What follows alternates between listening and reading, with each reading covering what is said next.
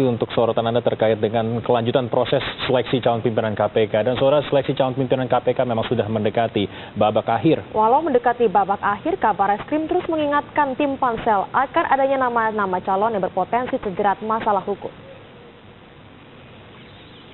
Atas nama kejujuran, Budi Waseso menegaskan Polri akan membuka hasil penelusurannya kepada publik jika ada calon yang mendapat catatan merah dari Bareskrim, tetap dinyatakan lolos oleh pansel KPK.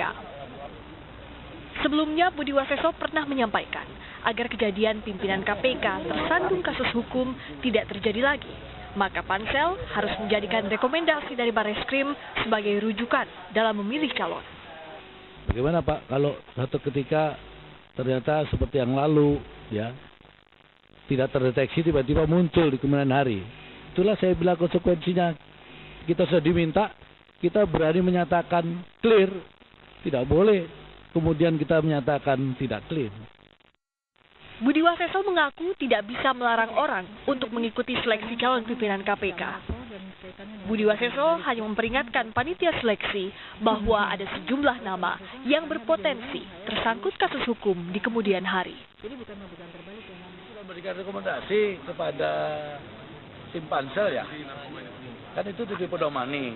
Saya tidak mengintervensi ya, tapi kalau nanti ternyata pada hasil akhir ya kan, ternyata ada calon yang diajukan itu yang kita rekomendasi bermasalah, potensi menjadi tersangka, itu harus kami pertanyakan.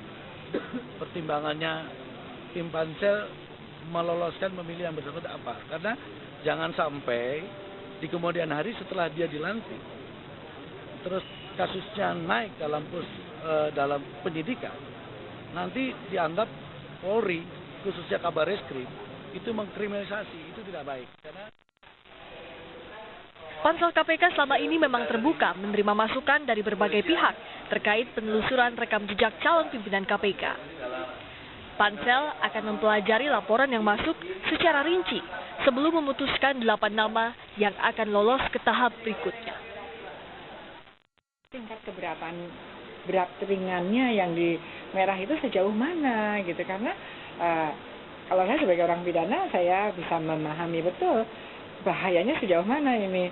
Apakah berpotensi jadi saksi saja, berpotensi bisa jadi ikut tersangka? Saya pikir jadi saksi aja kan malu lah, kalau saksi kan lama-lama bisa tersangka juga.